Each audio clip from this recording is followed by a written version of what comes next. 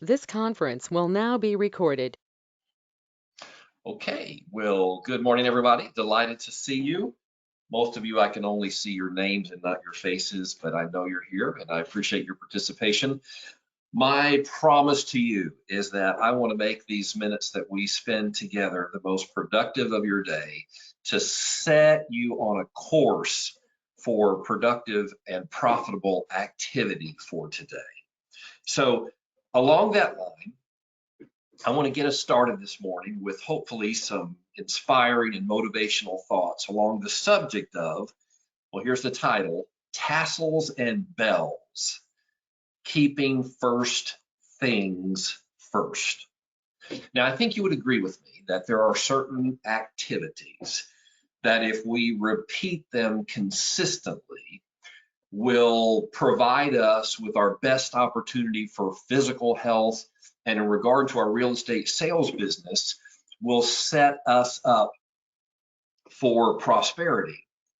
And think about it physically. That might even be a little bit easier way to approach the subject.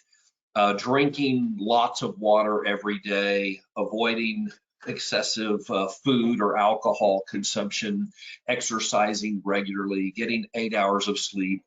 Would we agree that these are kind of the basics of good health for most people?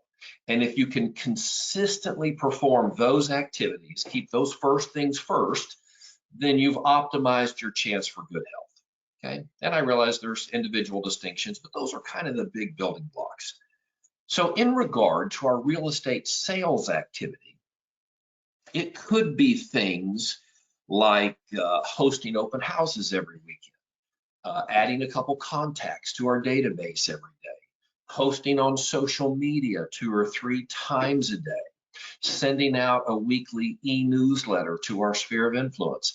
There's more we could talk about, and we will when we get into our discussion portion. But these are just some of the basic building blocks that if we perform them consistently are going to create opportunities for us to grow a profitable business. The challenge, however, for almost every one of us is performing the activities consistently. Most of us know what we need to do, but life intervenes and we get distracted, and there's just so many opportunities to chase this and chase that. We got the squirrel syndrome, and these most important things that are going to make the biggest difference in our business are actually neglected. So my question, and this is really the focus that I want to really get us zeroed in on today, is there anything that we can do to structure our lives, to structure our businesses, to assure that these priority activities are actually performed on a consistent basis? And to spur our thinking along this line, I'm going to take us to the way back, the book of Numbers in the Old Testament in the Bible, chapter 15. This is something I read just this morning in my own devotional reading, and I thought, gosh, that is something that could be extremely helpful to each one of us. So here it is. The background is God's been speaking to Moses and given him commandments and regulations for the people of Israel. They'd left Egypt. They were out here in the wilderness. They didn't really know their left hand from the right hand. So God's given them guidelines for life that are going to promote his favor and their favor with their neighbors. And this is the key part. Listen to this. This is Numbers 15, verse 37. The Lord said to Moses, speak to the Israelites and say to them, throughout the generations to come, you are to make tassels on the corners of your garments with a blue cord on each tassel. You will have these tassels to look at, and so you will remember all the commands of the Lord, and that you obey them and not prostitute yourselves by chasing after the lusts of your own hearts and eyes. Then you will remember to obey all my commands and will be consecrated to your God. I am the Lord your God who brought you out of Egypt to be your God. I am the Lord your God. So what did you hear there? What What was the very practical structural advice that God gave the Israelites to remember his commands? All right, Victoria, what did you hear?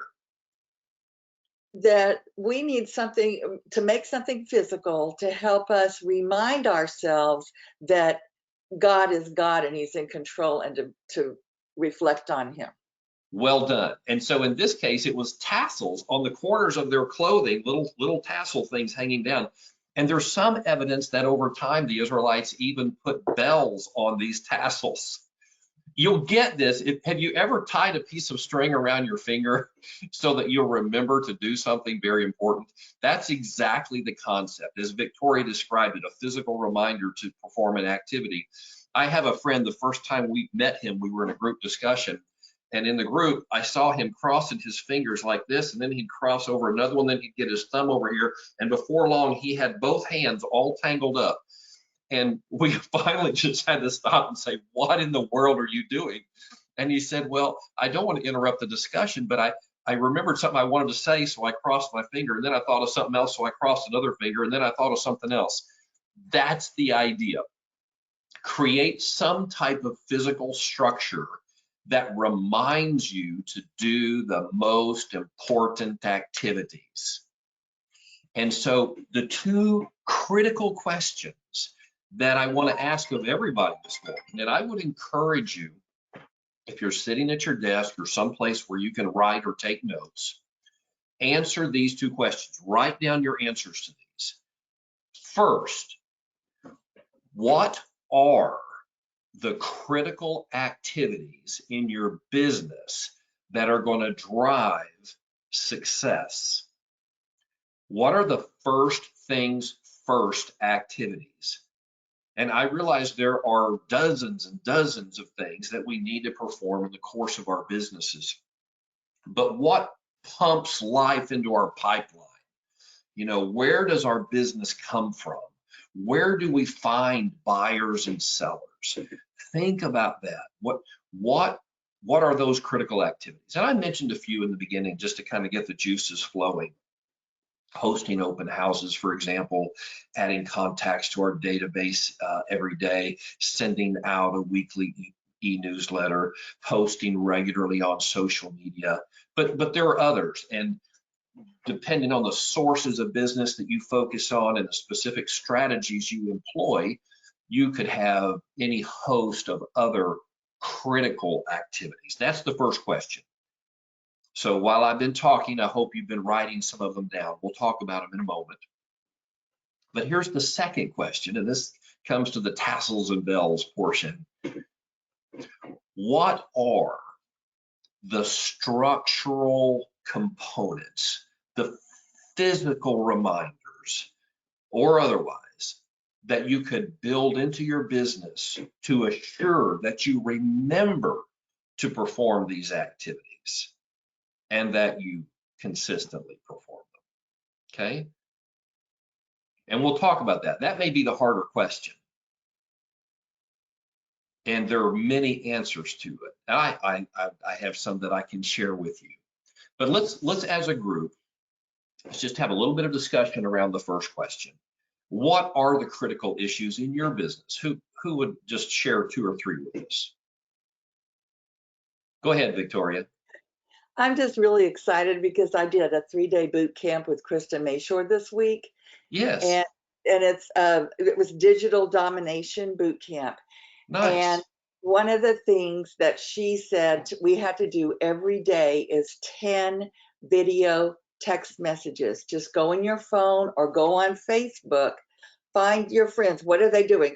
Oh, I saw you on Facebook and you just had a new baby. I'm so happy. 10 video text messages. Love it.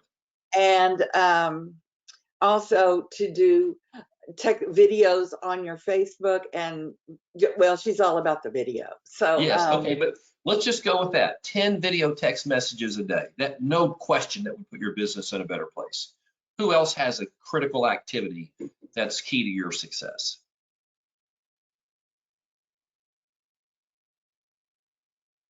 Blythe, you've got your camera on. Might as well turn the mic on and share with us. Did you say me? Yes. Okay, sorry, I was in the middle of clicking. Yeah, I mean, you already said posting on social media, but that's kind of the lifeblood of my business right now. So I never miss a day. Okay, never miss a day. And do you post once a day or more often? In my feed, I usually post once a day, but I'm on my stories all day long throughout my day, Yes. up to 10 story posts a day. Oh my goodness gracious. Okay, there we go. Up to Not 10 that hard. story posts a day.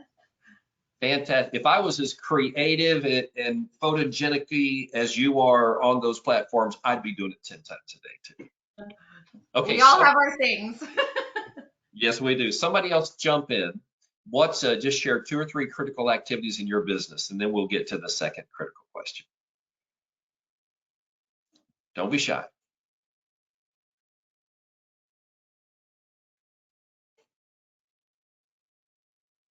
Hey, Frank. All right. Is that Ryan? Yes, sir. One thing that I try and do, and this is kind of going off of Blythe as well, is that showing people on social media, which is the largest reach for my sphere, who I am, so that way I can be somebody that they can like, somebody that they can know, and somebody that they can trust. Okay, I love it. Reaching out to the sphere consistently, showing who you are so they can identify you with the person that they can relate to. That's fantastic. So I appreciate y'all sharing. Let's switch to the real critical question that's the focus of our discussion today. Once we know those are the activities, how can we structure our lives with tassels and bells to consistently perform them? I'd love to know your thoughts on this. Okay, Victoria, you got your hand up first. Go for it. You see this little bracelet? Yes. First of all, it's all about your mindset. And you have to start with the right mindset, but you could apply this to anything. The bracelet says stop, snap, switch. So when a distracting thought or a discouraging thought comes in your head, you stop, snap, and switch it to the other hand and get back on track. That's perfect. That's perfect. Now that you brought that up, I have a little bracelet I wear. I've been wearing this, not taking it off since October. I did that mission trip to Africa, and this was made by an artist in Africa. He gave it to me there, and I just wore every time I become conscious of it. I say a prayer for my friends in Africa. So it is again, it is almost a literal tassel and bell, a little physical reminder to do that. But in our business, what are some structural things we can build in to make sure that we perform these activities consistently? I'll go. I just had a mastermind on Tuesday with some ladies, and this was a big topic of conversation. Our calendars and time blocking our calendars out at the beginning of the week and making sure that we have a plan every single day, even if things need to shift around. But we have all of our stuff in that calendar every single day. I also utilize Trello. It's like a project management system, and all my stuff goes in there as well. Love it. Yeah, so that's probably one of the biggest answers right there. Time block for priority activities. And let me just share with you one way that I have done that personally. Because I'm so busy most of the week, either working with my team or team members or providing support to our whole Abby team at EXP, it's easy for me to neglect growing our team, building our revenue share group. And so I have designated Thursday as the day that I focus on that. And the only scheduled meeting that I put on Thursday is this coaching call. That's it. After this coaching call, I will schedule meetings with prospective agents, but I've already shared with you one of my commitments for today is to reach out and invite 10 people, non-Abby team agents, to our Power Monday event. I think through deeply, how can we grow our team? And then I perform activities in support of that because I've cleared the schedule on Thursday to allow that to happen. And then I end the day. I do have a second scheduled appointment on Thursdays at 3:30. I have an accountability call with other people who are on this journey with me to grow our revenue share group. So I kind of I start the day with this inspirational meeting, then I get after my rev share growth activities, and then I'm held accountable to them at the end of the day. Those are structural components that keep me focused on first things first. Okay, Hey Frank, somebody else. can I Right. share something that I do with my business? Is that Yes, Ron. I keep a Google sheet of all of my past and current and prospective clients. Yes. Not just like somebody I've done a transaction with, but somebody that I think would have an immediate real estate need. You know, having been in the business long enough now, when somebody, I get a sniff that they may have a real estate need, I put them on that Google sheet so that I can follow up with that person or interact with that person on Facebook, and then they'll see my stuff. But it's really a follow up document for me to be able to stay in contact with either current clients that I'm doing a transaction with, or the pipeline that's down the road. Yes, excellent. Google Sheets. So I'm a kind of an Excel guy, but I do the same thing. I have 2 Excel sheets going with people that I want to contact. And when I get a name, if I don't have time to contact them right then, I immediately add them to the Excel spreadsheet. And then each day, as I follow up, I will update the spreadsheet. Just I'll go to another column. I'll put in the date and the conversation, and then any follow-up that's required. So similar process to Ryan's Google Sheets. Yeah, you and Kevin are both Excel guys. Yeah, sorry. The younger Goes with being generation is old. on Google Sheets. We were doing Excel before Google was ever heard of. So, okay. Um, Let me just suggest maybe a couple of the things that might be helpful structurally. Back in my Remax days, when I was a full-time coach, trainer, recruiter, one of my commitments was to make 5 outbound recruiting calls each day. And the way I did that is I had 5 silver dollars. I went and bought them, and I put them on my table. I lined them up on my desk right in front of me, between me and my computer, 5 silver dollars. And I wouldn't go home at night until each of those silver dollars was put back in the desk drawer. And each one represented an outbound call. So it was almost a literal tassel and bell. It was a physical reminder that was almost a barrier to me doing other work because it was right in front of me until I had performed that activity. Those 5 outbound calls every day were the biggest driver of growth in our recruiting at Remax in my personal efforts. And so I put that physical reminder in front of me every day and didn't go home until it was done. Okay. Somebody else. What's your string on the finger? What's your tassel and bell to make sure you perform those activities?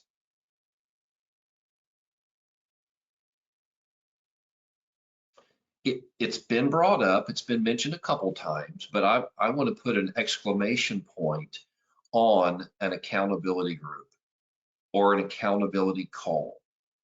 You need to identify someone else who has the same goal that you do.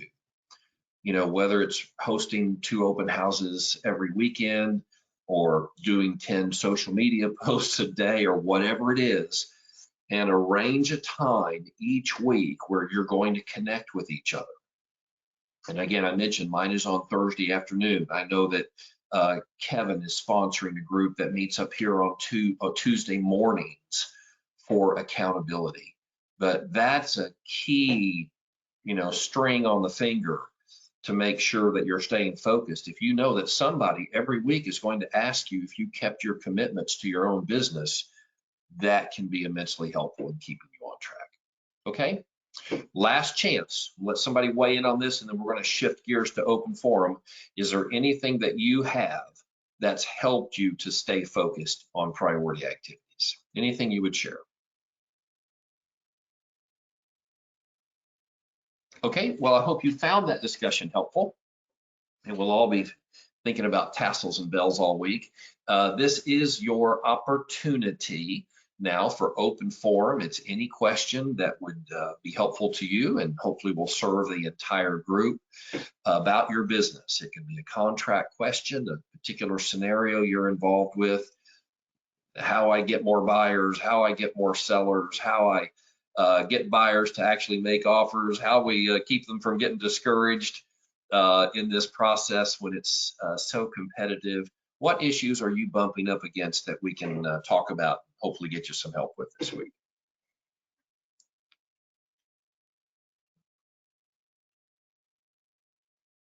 I've never had this before, Frank, but I've got a possible buyer who's wanting to know if there's a possibility of using a house a house voucher. She pays her rent in her rental apartment through a voucher system. Yes.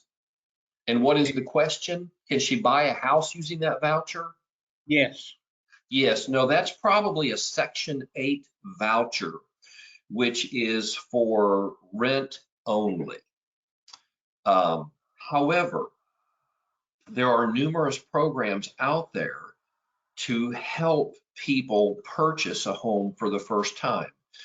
Sometimes they're just called first-time home buyer programs or down payment assistance programs. And your lender can probably help you with that. And I'll just say that I'll offer up our team. The Jackson Henry team now has access to down payment assistance and first-time homebuyer programs. That's something we've not had previously. We're actually having a state trainer come in on Tuesday to work with our Jackson Henry LOs to get them acquainted with all the programs they now have access to and how to submit. So check with a lender. That might be your best opportunity to get this tenant into a home ownership position. Okay, so in other words, if she wants to get into a house, and I will check the Bowers section, but there is houses for rental vouchers. You call it Section 8? Yes, that's probably what she has, is a Section 8 rental voucher. Yes. Okay. So it not only does the individual have to qualify for it, but the property has to qualify as Section 8, but there are many that do. And Victoria, did you want to weigh in on that? Well, I've had a few calls like this working with, I don't know if it was Op City or one of those, but if you go to Trulia, gosh, I wish I could remember that they don't say Section 8 housing, but they say something like rent supported housing. Anyway, you can find lots of Section 8s on Trulia. Yeah. And I never did really, take them there. I sent them to Trulia because there's a lot of paperwork and everything they have to do for that Section 8, and they can pretty much do it themselves, I think. Okay. I mean, it's kind of complicated. All right. I understand. Great question, Will. Hey, let me share something with you that's kind of exciting. Victoria, you kind of prompted my thoughts along this line, but I have been talking to a company called Prime Street. They are a big company. They're owned by Dominion Enterprises out of Virginia. They used to own homes.com, if that helps you get some context for who they are. But they have been wanting to create an OpCity-like program that's better than OpCity, and they have done it. And they have been talking to me since last summer about launching in Houston. I had another conversation with them yesterday, and we are looking at doing this on April 15th would be our launch date. The Abby team is going to be their team in Houston to get this stuff kicked off. And when I say do OpCity better than OpCity, agents will be able to opt out of working on rental leads. You'll be able to set your hard and fast parameters on the price range that you're going to work in. And they do not even forward leads to anybody that are less than $100,000 on a purchase. If you worked OpCity leads, you knew that you got a whole bunch of leads. They wanted to spend $8,000 for a 2-acre waterfront lot on Lake Conroe. You know, it's just ridiculous, nutty stuff. And Op City has completely eliminated that. So it's great. I've been through all the details with them on the program. We're working out some of the logistic things of how I could manage our team through this under the EXP banner. But we're going to have another conversation tomorrow on Friday and hope to have this ready to launch on April 15th. If so, you'll be getting more information from me. And I would encourage all of you to seriously check it out. Obviously, there'll be a referral fee to them, but that's only upon closing. There's no upfront fees to the agents. You don't pay unless you close. Okay, so that's coming. Prime Street. When you see me send out Abby Team Prime Street email, you'll definitely want to open that one. Ryan, what's on your mind? So road bumps are opportunities to learn, and I've got one that I've never encountered before.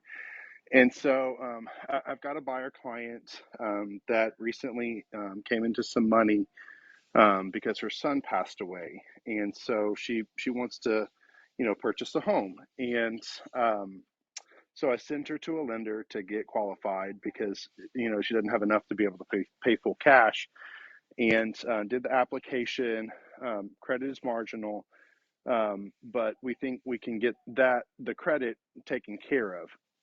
What came up when they dug a little bit deeper was that she has a tax lien filed against her, an excessive tax lien, like over $500,000 tax lien filed against her. And so my question is, if she purchases a house, can't the IRS put a lien on her property if she purchases a house like cash? Yes, I think the answer to that is yes.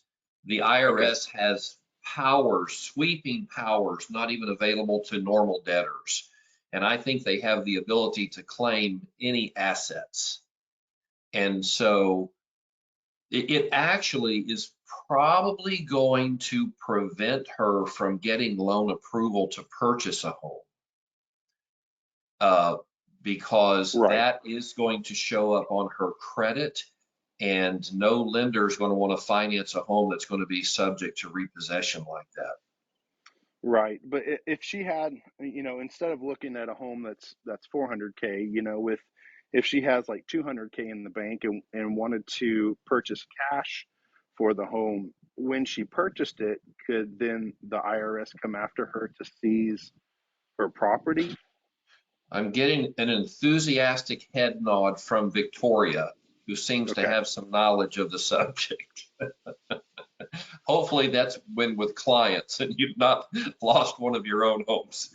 But yes, I think the IRS could absolutely take that, even if it was a cash Okay. transaction. Yeah. Yeah. I just want to be able to advise my client Hey, correctly and as soon appropriately. as they know she's got $200,000 in the bank, they're going to be coming after that. Yeah, So, for sure. All right. Thanks. okay, you're very welcome.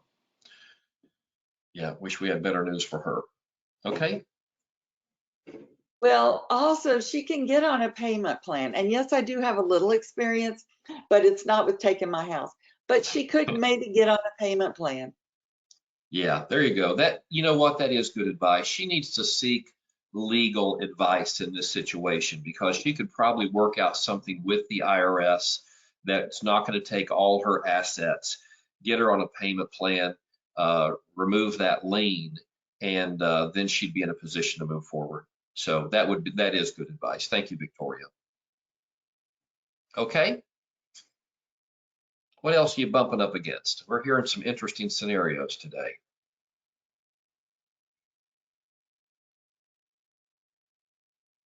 Let me ask you this, the clients that you're working with right now, think about the latest client that you're interacting with. Where did that client come from? I'd love to hear your answers. Sphere of influence. Okay, sphere of influence, very good. Blythe? Referrals, sphere. Yeah, referral sphere, excellent. And Not, geofarm. Oh, okay, very good. There's not as many. I'm shocked at how few agents actually geo farm. So I'd love to hear that you're doing that, Blythe. Of course. Of course. All right, Andy, where'd they come from? I was driving through the neighborhood. He was installing windows and I jumped out, gave him my card, asked for his, and 2 months later he called me. We also bought windows from him, but so it was a fair trade. Wow. Yeah, Well, okay. Well, maybe the commission will help pay for the windows. So absolutely. yeah, that's awesome. Michelle, where'd your last client come from? I was going to say referral from my geo farm. Oh, well, there you go. Those geo farms just keep giving in so many ways. Yeah, I love them. You can get sales of listings in the neighborhood. Of course, they're going to purchase homes elsewhere. They know other people who are buying and selling. So It's such a long game though. it is. Well, I don't know how many of you have opened or received the coaching email that I sent out yesterday. Went out to about 10,000 agents where I talk about GeoFarm versus Demo Farm. But one of the points I make about GeoFarm is a long game. It doesn't get you a listing appointment tonight, typically, but over time, it just builds this incredible momentum that it turns into be the most efficient source of business because the leads that come out of it are typically geographically right there in the neighborhood. So efficient. Melina, referral from another EXP agent. Oh, I love that. Okay. Yeah, I hope to hear more and more of that. So congratulations. Maybe you could jump in and share with us how that happened. Is my mic working now? Yes, we can hear you Okay, loud and clear. perfect. Okay. Yeah, so there was another EXP agent that posted on Workplace a while back. They had a lease listing and she didn't want to take all of the, potential tenants. So she basically just referred them all to me. A lot of them fell through, but I have one solid client that I'm working with now from that. Okay, and is it a lease client or are they going to have a possibility of purchasing? Lease for now. He's considering purchasing maybe in the next year, but lease for right now. Well, I love the way you said that. I was going to use it as a teaching moment, but you don't need to be taught. But it is lease for now. Yes. I used to love lease clients. To me, they were like an annuity because I knew they were going to pay off at some point in the future. Statistically, we know that 90% of people who are renting want to buy.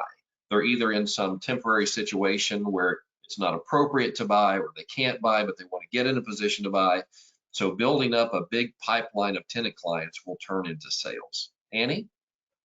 Well, I was going to tell Melina that she could maybe do it through Divvy and rent to own and sell them the house and make it Yes. the double closing. Yes. Annie, gosh, I'm kicking myself that I didn't even think to say that. Yeah, Divvy may put them in a position right now to be able to, they can't purchase right now, but Divvy will purchase it for them, lease it back to them with a guaranteed right to purchase it. So are you familiar with Divvy, Melina? Yes, I am. I'm not sure if that would work for his situation right now. He's just trying to figure out his relationship with his wife. So he just wants some separate space for now, but I don't know if he's Okay. going to be getting a permanent spot.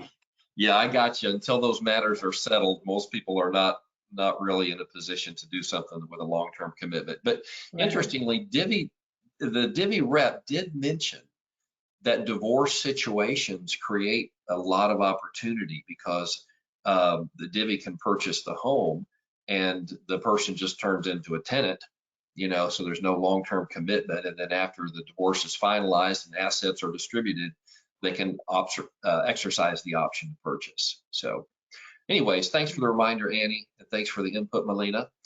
Somebody else, where did your most recent client come from? Can I just piggyback on the referral from another EXP agent? If you're not utilizing social media to make relationships with other agents, I would highly encourage you to do so. Not only can you rip off and duplicate what everybody else is doing, but if you can create those relationships, those referrals will come out of that, whether they're EXP or not. If they know where you are geographically and they're somewhere else, if they're consistently consuming your content on social media, they may remember you and say, oh, I know Blythe's in the Houston area. I just got a call yesterday for one. So Yes. it's sometimes we look at it and be like, oh, they're already an EXP agent. I can't recruit them, so I'm not going to connect with them. But you never know what referrals are going to come out of that. Yeah, that's so important, Blythe. And let me just share with you right here in front of me right now is a business card from another EXP agent, and I've left it in front of me so that I can input him into my database. And even though I'm not actively listing and selling, some habits die hard.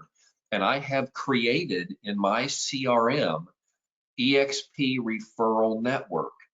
And every time I connect with an EXP agent who's outside of what I would consider my immediate market area, I'm adding them to the database. And I will be reaching out to them on some regular basis to remind them that I at least have a team of agents here in Houston who can service them for their referrals. I'm even considering going to Arizona next week. Next month, there's a huge mastermind group going out there. Fred and Kevin are putting it on, and they're all wanting me to come out there, and I'm trying hard to justify it. I really don't want to go. I don't want the expense. I don't want the travel hassle. But a couple days ago, here's what went through my mind. Oh my goodness, there's going to be 30 to 50 huge producing agents in this room. If I could establish the Abbey team as their referral connection in Houston, it might pay for that plane ticket many, many times over. So if you think like that, it will pay off. Again, a third of my business when I was actively selling was from out of town agents sending referrals. So Michelle, I see the green light. What's on your mind? Well, you got to go to Arizona. Yes. So I just sent an EXP agent in North Carolina a referral because my family is moving. So she's going to end up getting 2 sales and a buy out of it. And, you know, I didn't know anybody there, but just went online researching and then called a couple people and talked to them. So guys, this can be huge for us to send to other EXP agents, really make those connections. Yeah, it works both directions, doesn't it? We can receive them and we can give them and get paid on both ends. So make sure your profile or whatever is on the EXP directory or whatever it's called. Yes, and that you've got a photo on there because they always want to look in your eyes and make sure that you don't look like an axe murderer. Okay, that's great. Melanie, did I see you turn on your microphone?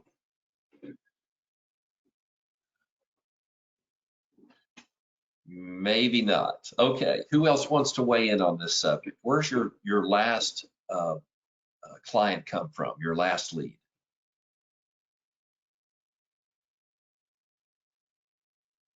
Anna? Well, yes, sir. Well, mine was SOI, actually my brother. So he, even before I became an agent, I actually talked to him about purchasing a home. He's single and he is a veteran. So I'm like, you have all the benefits. Just go ahead and use them. Yes. So he's like, yeah, as soon as you become an agent, we'll talk about it. And we did. And thankfully we're under contract. So just waiting for closing. Well, congratulations, Anna. That is fantastic. Yeah, when your family works with you, you know you're a good person. Right? I hope so. Yeah, those are sometimes the most difficult, right? Yeah. Hey, let me wrap up with a reminder and a recommendation. A couple reminders. April 4th is Power Monday again, and consider a challenge like I'm challenging myself today to invite 10 friends today to attend that event.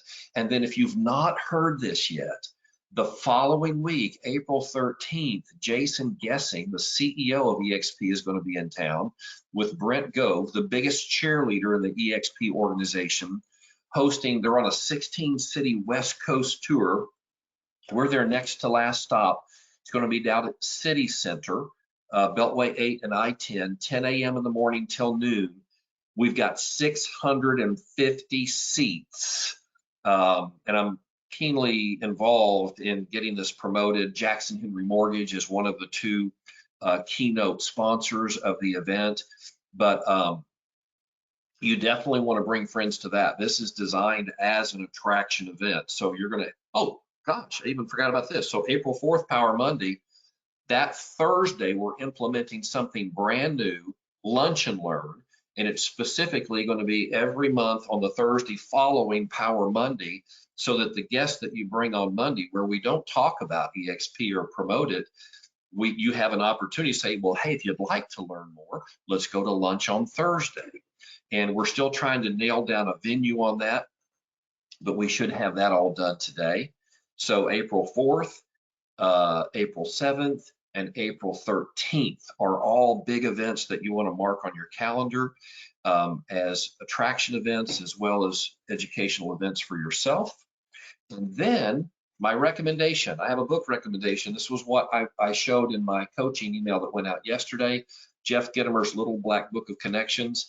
I can't tell you how much I love this book. I'm carrying it around with me. I'm marking it all up, but it's just little pages. It's so easy to read. In fact, he even starts the lessons. This is the inside cover, the hard cover. And let me just share with you what he says. All things being equal, people want to do business with their friends. That's what this says.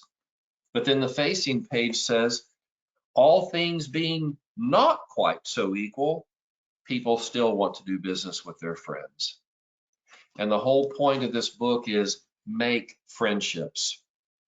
Make friendships with people who can help you grow your business. And his key message is you do that by helping them. Lead with value. Don't just make a list of powerful people and call them up and say, hey, I want to pick your brain. I want to, grab onto your coattails of success. But think of ways that you can help them, make referrals to them, connect them with other powerful people that you know or want to know. And as you serve them, they will be in your emotional debt. And eventually that will come back around to serve you. Great, great little book. I'm thoroughly enjoying it. It was recommended to me by one of the other speakers in Cabo a couple weeks ago. And I'm so glad I got it working through it. So, well, guys, that about wraps up our time for today. If there was something you wanted to share or ask that you didn't get in, just feel free to call me after the meeting. Blythe, did you want to get in the last word? Yeah, just a quick little plug. I spoke about it earlier, Trello, it's an online project management system that I use to organize my business and life. And so if you're interested in learning how to utilize that, how I'm using it in my business, I'm teaching a class on April 11th. It's online only. I dropped the link in the chat, or if you need it, just message me or text me or whatever. I'll send it to you. Excellent. Yes, Blythe has taught Trello classes for us before. They are excellent. A perfect bells and tassels platform. Victoria?